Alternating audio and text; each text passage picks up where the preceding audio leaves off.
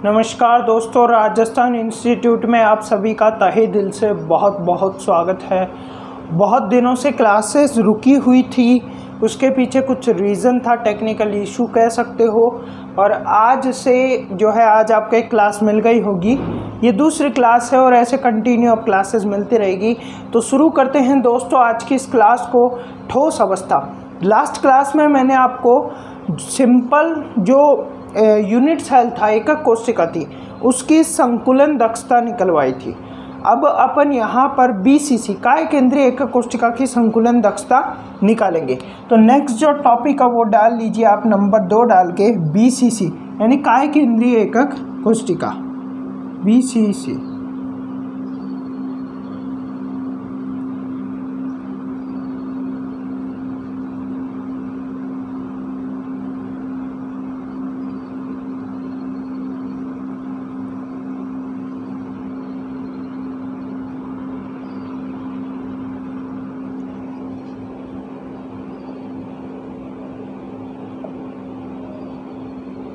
काय केंद्रीय एकक कोशिका, ठीक है। काय केंद्रीय एकक कोशिका होती कैसे है पहले तो वो देखो। तो काय केंद्रीय एकक कोशिका में जो कण हैं वो कोणों पर होने के साथ साथ जो काय केंद्र होता है उस पर भी उपस्थित होता है। तो सबसे पहला गुण तो यही है इस काय केंद्र का, और यही परिभाषा है, यही सब कुछ है। तो कोणों पर कण होगा, लेकिन कोणों के साथ साथ कहाँ पर भी कण होगा।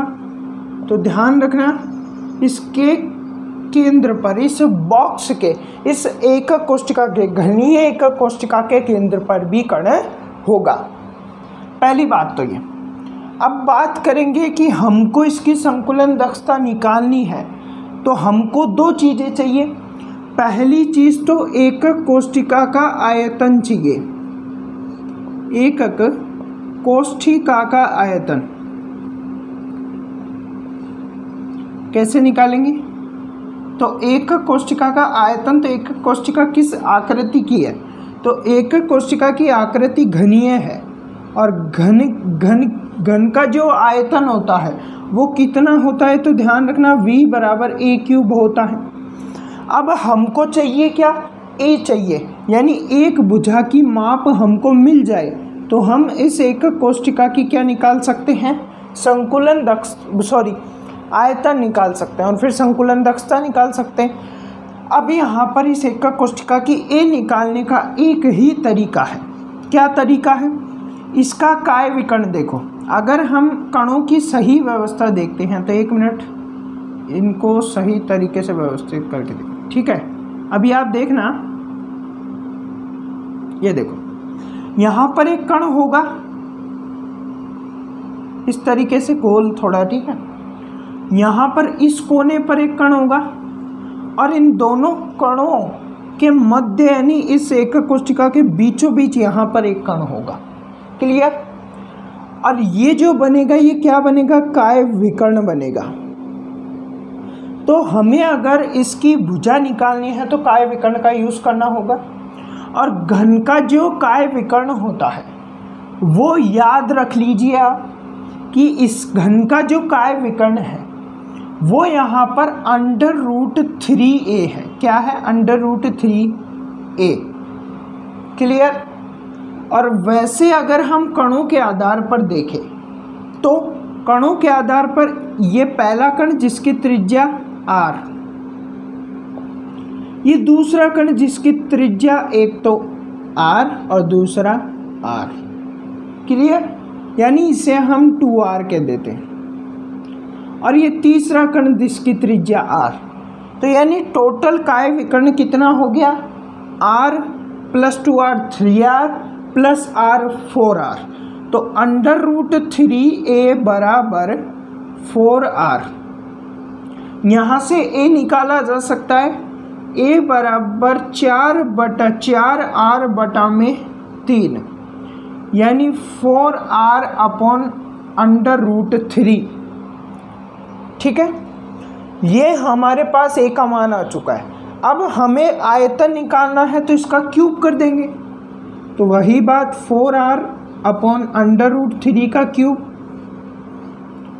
और जब हम क्यूब करेंगे तो क्या आएगा 64r³ अपॉन 9√3। ओके, यहाँ तक की बातें कंप्लीट होनी चाहिए। तो एक बार अच्छे से देख लीजिए, मैंने आपको बताया कि ये हमने ए का यूज़ किया है यहाँ पर, और ए क्या है, तो ए ध्यान रखना हमारे पास भुजा है, और भुजा निकालने के लिए हमें काय विकर्ण का यूज़ करना पड़ा। काय विकर्ण √3a होता है, और अगर हम कणों के आधार पे देखें तो 4r होता है, तो 3a बराबर है 4r के। यहाँ से a निकालेंगे तो 4r अपन √3 हो जाएगा। और a³ क्या होता है, एकक कोशिका का आयतन होता है, और a³ यानी इसका क्यूब कर देंगे तो हमारे पास एकक कोशिका का आयतन निकल कर आ जाता है। समीकरण नंबर 1 कह लो। ओके, अब हमें निकालने हैं कणों का, हमें क्या निकालना है, अब हमें निकालना है कणों द्वारा घेरा गया आयतन। तो नेक्स्ट डालो, कणों द्वारा घेरा गया आयतन।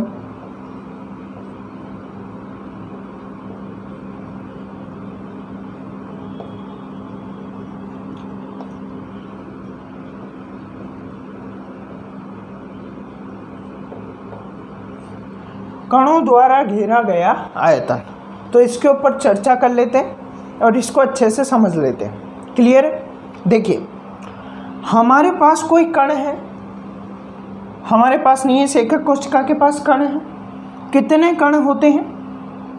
कौन सी एकक कोशिका है? BCC काय केंद्रीय एकक कोशिका। कितने कण होते हैं? 2 कण होते हैं, मैंने बताए। और एक कण को अगर हम गोला मानते हैं तो यहाँ पर जितने भी कण, उन कणों द्वारा घेरा गया आयतन कितना होगा? तो एक कण का आयतन, एक कण का आयतन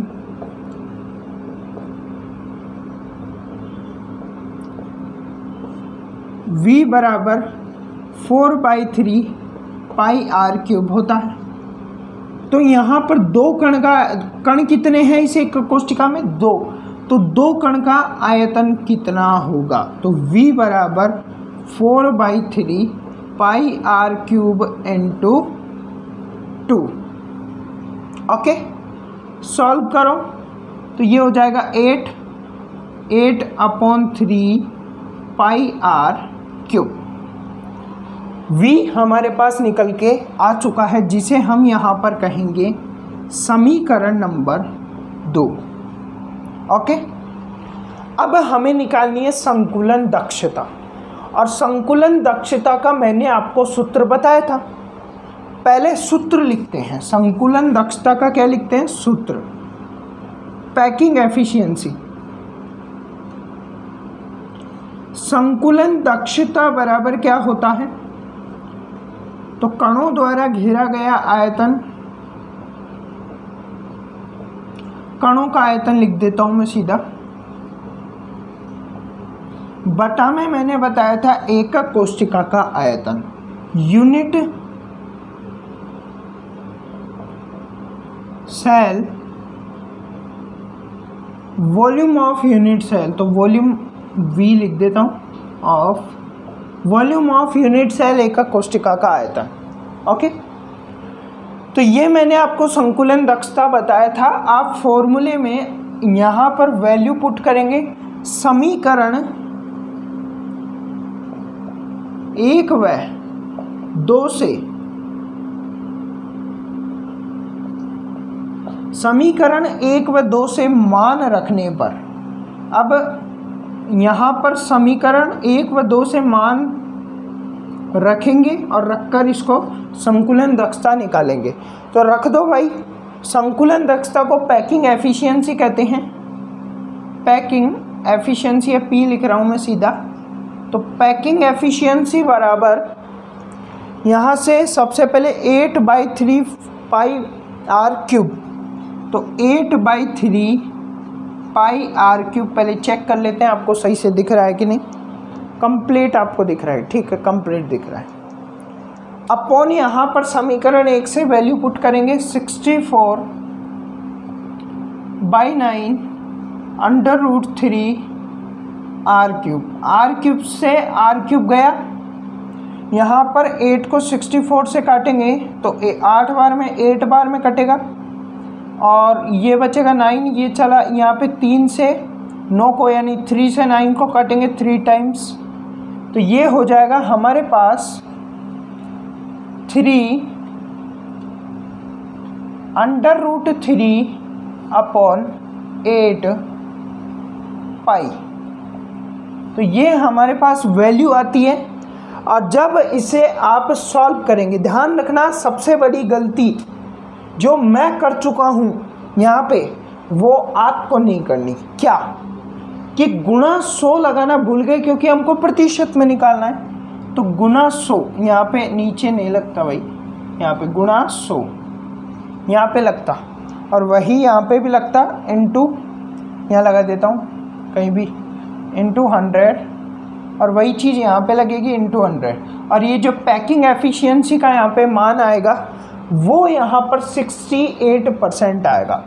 68% यहाँ पर पैकिंग एफिशिएंसी आएगी, 68% आपको पैकिंग एफिशिएंसी यहाँ पर मिलेगी।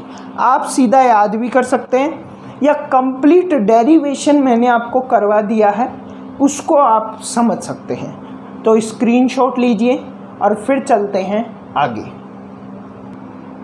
अब दोस्तों फलक केंद्रित एक कोष्ठिका की पैकिंग एफिशिएंसी हम यहाँ पर निकालेंगे। तो उसके बाद एक सारणी, एक टेबल हमको बनानी है पैकिंग एफिशिएंसी की। उसमें आपको वो पॉइंट्स बताए जाएंगे जो कि बहुत ज़्यादा ज़रूरी है और आप उन्हें सीधा याद रख सकते हैं अगर आपको इसको समझने में प्रॉब्लम आती है। तो समझ में आ जाए तो बहुत अच्छी बात है, एग्ज़ाम में क्वेश्चन करने में बहुत हेल्प हो जाएगी आपको। तो चीज़ें रटनी नहीं पड़ेगी, बनी बनाई आपको मिल रही है। देखो नंबर 3 पे हम एफसीसी व्यवस्था की बात करेंगे और एफसीसी व्यवस्था में फलक केंद्रित एकक कोष्ठिका की बात करेंगे। किसकी? फलक केंद्रित एकक कोष्ठिका।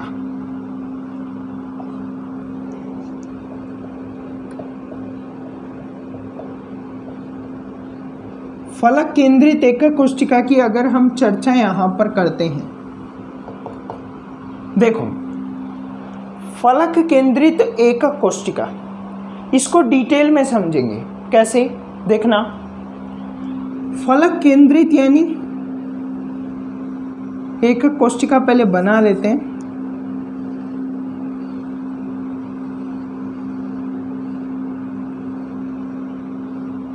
और कोनों पर तो होगा ही, साथ ही साथ फलक के केंद्र पर भी होगा। फलक के केंद्र पर भी होगा। क्लियर? अब यहाँ पर हमको डिटेल में उस चीज़ को समझना है जो कि हमारे यहाँ काम आएगा। क्या समझना है? संकुलन दक्षता निकालनी है। और संकुलन दक्षता निकालने का सिंपल सा सूत्र है कणों द्वारा घेरा गया आयतन, जो कि हम निकाल लेंगे। लेकिन हमको सबसे बड़ा टास्क मिलता है इस एकक कोष्ठिका का आयतन।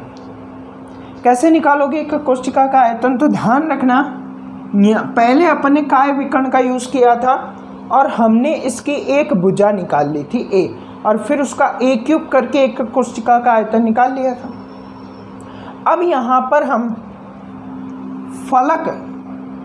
फलक विकर्ण का यूज़ करेंगे और एकक कोष्ठिका की a भुजा a का मान हम यहाँ पर निकालेंगे।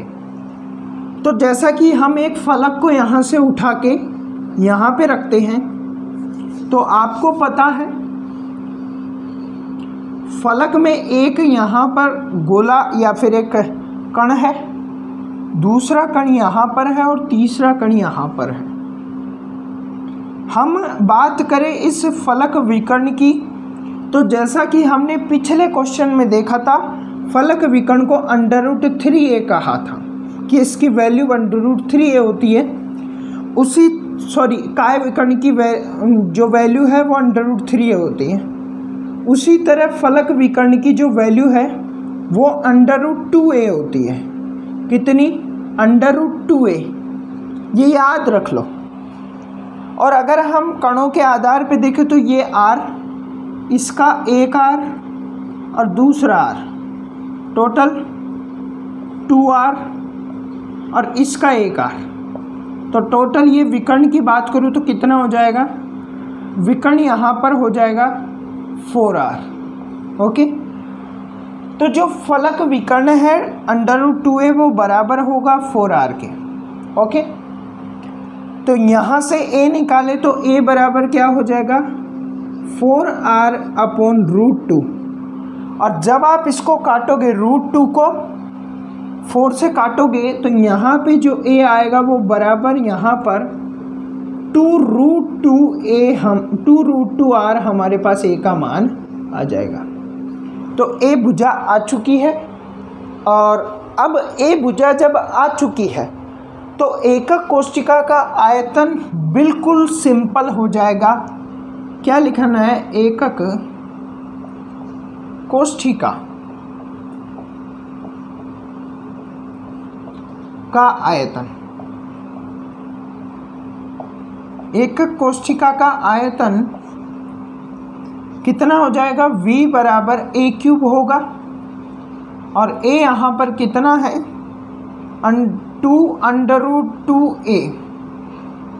2R, ये a है, आप इसका क्यूब कर दीजिए और हमारे पास आयतन निकल के आ जाएगा 2 का क्यूब कितना होगा, तो 2 का क्यूब हमारे पास पहले तो हाँ 2 का क्यूब 8 हो जाएगा, 8 इंटू और √2 का क्यूब 2√2, ठीक है, इंटू R³ हमारे पास ये आता है। अब आपको यहाँ पर अब आप इसे मल्टीप्लाई कर दीजिए तो v बराबर ये हो जाएगा 16√2R³। क्लियर, बहुत इजी है। ये हमारे पास आ चुका है समीकरण नंबर 1, हम इसे दे देते हैं एकक कोशिका का आयतन। अब हमको निकालना है इसमें जो कण उपस्थित है उन कणों द्वारा घेरा गया आयतन। तो नेक्स्ट यहाँ पर लिखिए कणों द्वारा घेरा गया आयतन।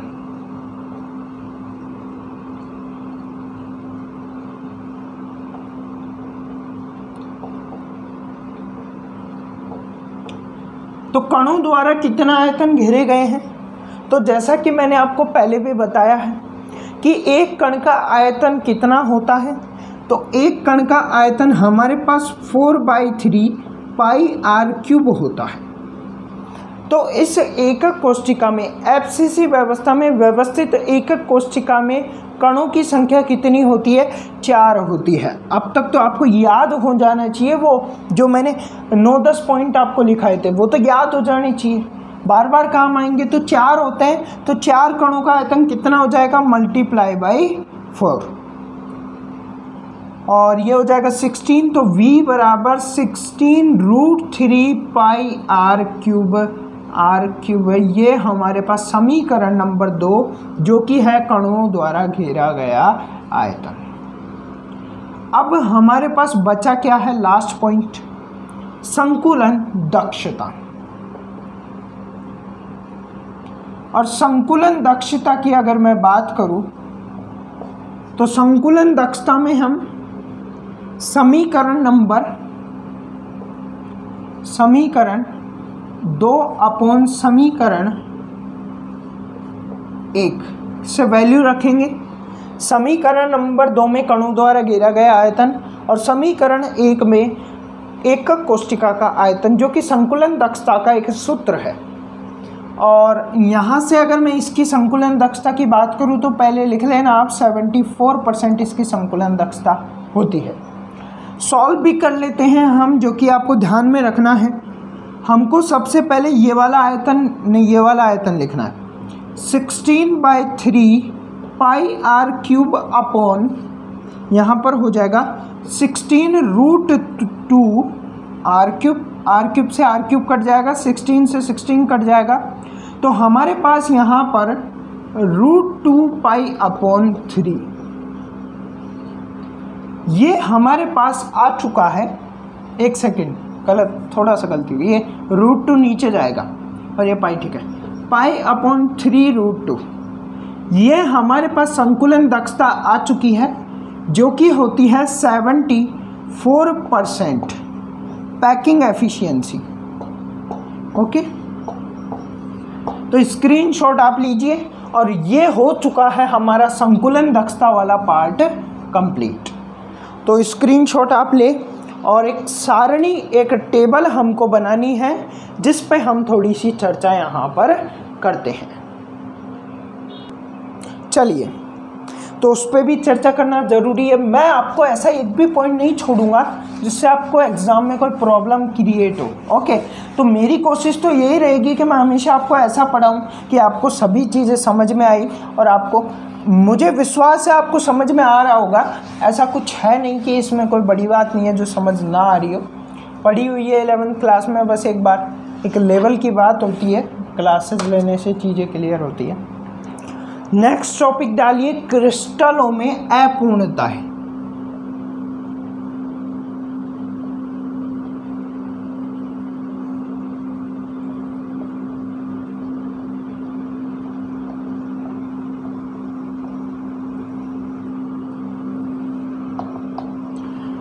क्रिस्टलों में अपूर्णताएं, इसको समझिए। ये क्या है? ये क्रिस्टलों में उत्पन्न होने वाले दोष है। यानी अगर क्रिस्टल में अवयवी कण एक निश्चित व्यवस्था में व्यवस्थित है तो उस क्रिस्टल को हम यहाँ पर आदर्श क्रिस्टल कहते हैं। तो सबसे पहले आदर्श क्रिस्टल की परिभाषा लिखो कि यदि यहाँ पर किसी क्रिस्टल जालक में, यदि किसी क्रिस्टल जालक में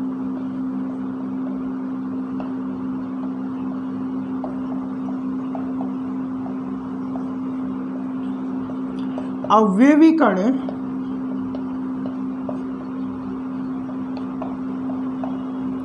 एक निश्चित व्यवस्था या ज्यामिति कह सकते हो, एक निश्चित ज्यामिति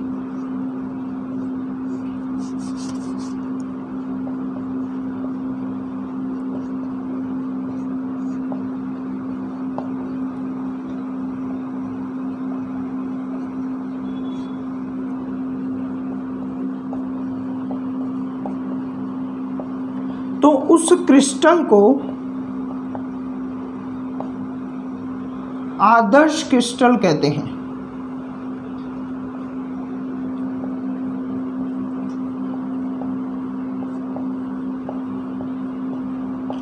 आदर्श क्रिस्टल किसे कहते हैं? परिभाषा समझ में आ गई।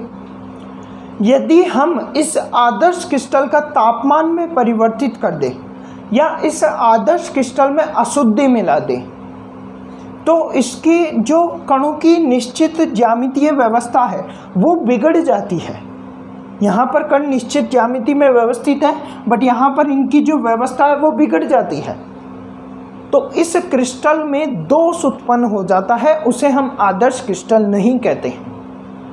तो आप नेक्स्ट पॉइंट क्या लिखेंगे? यदि हम क्रिस्टल का या आदर्श क्रिस्टल का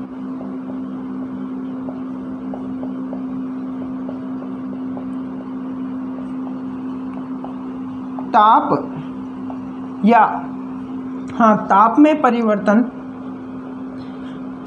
परिवर्तन कर दे या ताप में परिवर्तन ना करके आप उसमें अशुद्धि मिला दो। अशुद्धि कैसे मिलाएंगे वो लास्ट में समझाऊंगा। अशुद्धि मिला दी जाए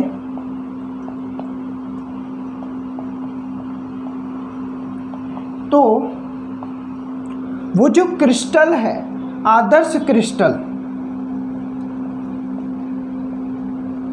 अवयवी कणों की व्यवस्था बिगड़ जाती है। अवयवी कणों की व्यवस्था बिगड़ जाती है। जो अवयवी कण थे उनकी जो व्यवस्था थी वो व्यवस्था परिवर्तित हो जाती है। परिवर्तित यानी अवयवी कण निश्चित व्यवस्था में नहीं रहते, उनकी व्यवस्था परिवर्तित हो जाती है, निश्चित ज्यामितीय व्यवस्था बिगड़ जाती है।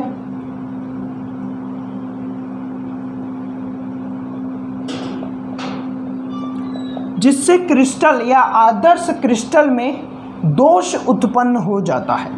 इससे आदर्श क्रिस्टल में इससे आदर्श क्रिस्टल में क्या उत्पन्न हो जाता है? दोष उत्पन्न हो जाता है। आदर्श क्रिस्टल में दोष उत्पन्न हो जाता है। क्या उत्पन्न हो जाता है? दोष उत्पन्न हो जाता है। क्लियर? तो ये नोट कीजिए परिभाषाएं। अब अपन यहाँ पर बात करेंगे कि क्रिस्टल में उत्पन्न होने वाले दोष कौन कौन से हैं। तो दोष टॉपिक डालिए, दोष, और दोष को हम चर्चा करते हैं। तो दोष 3 प्रकार के होते हैं। पहला जो प्रकार इसका आता है वो यहाँ पे आता है अरस समीकरणमितीय दोष। अरस समीकरण मितीय, यही तो सही से नहीं लिखा था, कोई बात नहीं। अरस समीकरण मितीय दोष, ये समीकरण पूरा लिख लेना, ठीक है। अरस समीकरण मितीय दोष 2 प्रकार के होते हैं। शॉर्टकी दोष, शॉर्टकी दोष, और शॉर्टकी दोष को हम यहाँ पे रिक्ति दोष भी कहते हैं, रिक्ति दोष भी कहते हैं। और दूसरा जो दोष होता है वो यहाँ पे होता है फ्रेंकल दोष, और फ्रेंकल दोष को हम यहाँ पे अंतराली दोष भी कहते हैं, अंतराली दोष भी कहते हैं। क्लियर? उसके बाद हमारे पास सेकंड नंबर का जो दोष आता है वो यहाँ पर आता है रस समीकरण मितीय दोष। तो रस समीकरण मितीय, थोड़ा सा ऐसे ही लिखा का है, रस समीकरण मितीय दोष। और ये जो दोष है ये 4 प्रकार के होते हैं। कौन कौन से इसके प्रकार हैं? तो घनायन की अधिकता, ऋणायन की अधिकता, ऋणायन की न्यूनता, घनायन की न्यूनता। तो पहला प्रकार लिखिए ऋणायन की न्यूनता, ऋणायन की कमी आप लिख सकते हो, ऋणायन की कमी। नंबर 2 दोष है इसी में, इसको ए और इसको बी कह देते हैं। नंबर 2 है घनायन की अधिकता। देखिए नोट्स आप, सॉरी कमी, घनायन की कमी करो पहले तो। नंबर 3 पे सी, ऋणायन की अधिकता।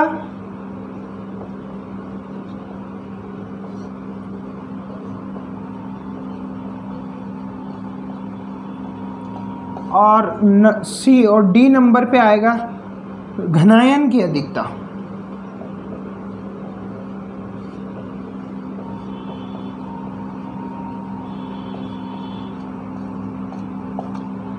तो इस तरीके से 2 दोष हो गए। एक बार स्क्रीनशॉट ले लो, चलो मत लीजिए, 1 मिनट एक बार और रुक जाइए। नंबर 3 पे जो दोष आता है वो यहाँ पे आता है अशुद्धि दोष। तो इसी का जो तीसरा दोष है कौन सा? आदर्श क्रिस्टल जालक में अगर हम परिवर्तन कर दें, ताप और अशुद्धि मिला दें, तो जो दोष उत्पन्न होगा, एक तो अरस समीकरण मितीय दोष हो सकता है या रस समीकरण मितीय दोष हो सकता है। अगर हम अशुद्धि मिलाते हैं तो जो दोष उत्पन्न होगा वो अशुद्धि दोष होगा। कौन सा? अशुद्धि दोष। तो अब आप यहाँ पर स्क्रीनशॉट ले सकते हैं कंप्लीट बोर्ड का। तो मैंने कंप्लीट नोट्स आपको बोर्ड पे लिखवाए हैं, तो आप नोट्स साथ में बनाते रहिए।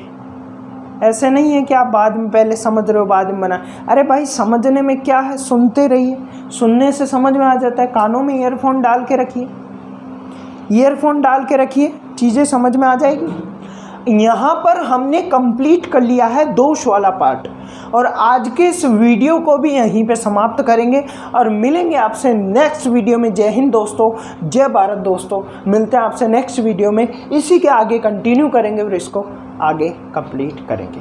खैर चैप्टर अभी कंप्लीट नहीं होगा बट आगे कंटिन्यू करेंगे।